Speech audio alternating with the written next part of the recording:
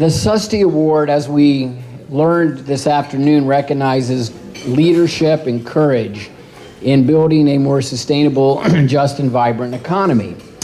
And there are a number of elected officials we've worked with over particularly the past year, but for a number of years, that really demonstrated exemplary leadership and foresight and insight into moving a policy agenda forward. So tonight we wanted to recognize three of them. And the first is Senator Sheldon Whitehouse from Rhode Island.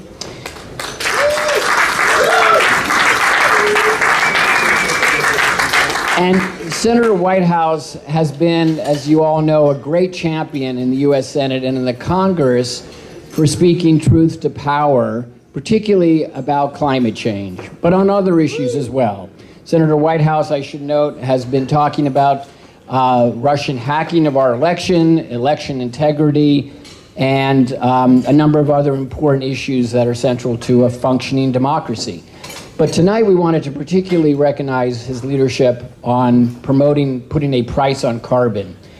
And that, for us, for the American Sustainable Business Council, we think is a really central ingredient to creating a successful economy. Senator Whitehouse has been in the Senate since 2007. And for the second year now, he and Senator Brian Schatz from Hawaii have reintroduced the Carbon Opportunity Fee Act. And tonight we wanted to thank you for your leadership in that area and welcome hearing a few remarks from you. So thank you. Thank you, Richard.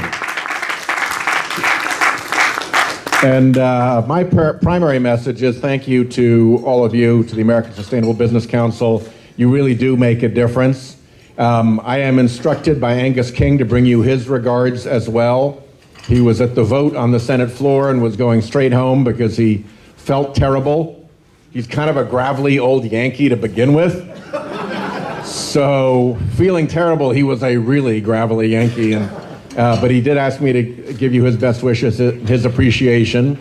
And because I work with him, I also want to thank you for recognizing Jerry Taylor. He has done really outstanding work in a very difficult political place, and I think has brought a lot of credibility and resolve going forward. And let me thank your president and CEO, David Levine, as well for his leadership of this very significant organization.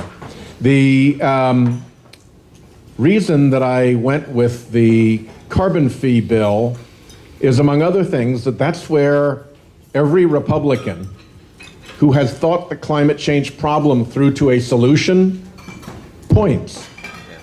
Whether it's the three Treasury secretaries who've gotten together to recommend a price on carbon, or whether it's the four former EPA administrators who've gotten together to recommend a price on carbon, or whether it's the three former economic advisors to Republican presidents who've gotten together to recommend a price on carbon, or whether it's former legislators like Bob Inglis, who has seen the politics of this up close. They're all pointing at a price on carbon that is border adjusted and revenue neutral. Okay. Get her done. So get her done. So why have we not gotten her done? And this is where you come in.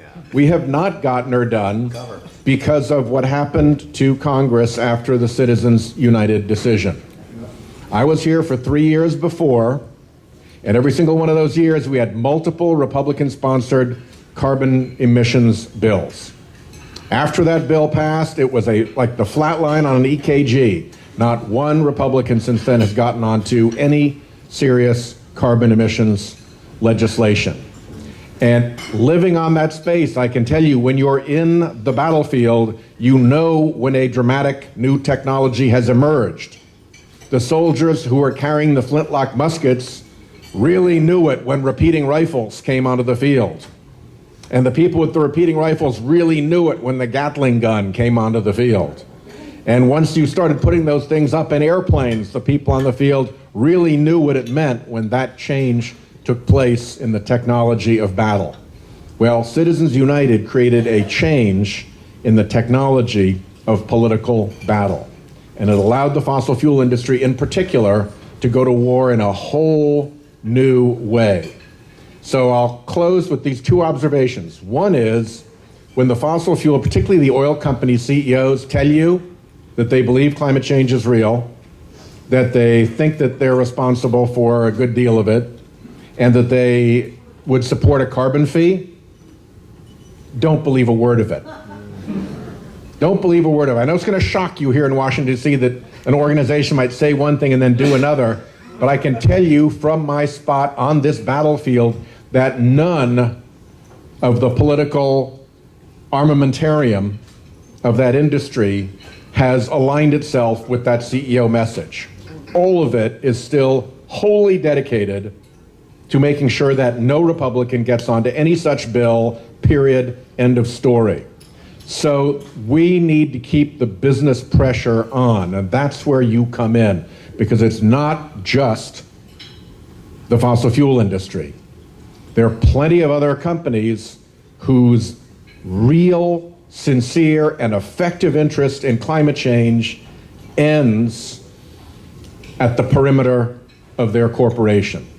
And whether it's Coke and Pepsi, whose American Beverage Association supports the U.S. Chamber of Commerce, which is directly antagonistic to Coke and Pepsi's position on climate change, or whether it's all the big tech companies from Silicon Valley who get together and do their lobbying work through TechNet, and TechNet comes in to see us, and despite the fact that they have green energy companies in their network, they do not include green energy, let alone climate change, in their top priorities for Congress. I will tell you that the message from the business community to Congress on climate change is negative with respect to getting something done, even if you set aside the fossil fuel industry. And that's something really important for us to fight through, because it is not the true position of the American business community. The U.S. Chamber of Commerce, in opposing climate legislation, does not represent the vast majority of its members. The National Association of Manufacturers, in opposing climate action, does not reflect the views of the vast majority of its members. So what's tantalizing to me is that we are so close to being able to get this done. I talked to probably a dozen Republican senators who would like to be involved in a discussion if they felt it was safe. On the other side of the fence, we have agreement on a carbon price. So how do you get her done? You got to get across that border. You got to cross the fence line. You got to cross the kill zone, which has been set up with the help of the Citizens United new weaponry of politics. And if you will give people enough space that they feel that they will have folks having their back, they will start to move. I am convinced of that. And that's why I continue to work so hard on this, because I don't think that this is a victory for next year or the year after that. This is a victory that could happen next month or 2 months from now. As soon as you get that break in the dam, as soon as you get that feeling that there's a way to make that run through the fence line for the agreed carbon solution. You all are so important to making that happen. So please keep pushing, keep enthusing, keep engaging, keep doing what you're doing. You are at the exact critical point to move this issue forward, and I'm really proud to get this recognition from you. Thank you. Congratulations.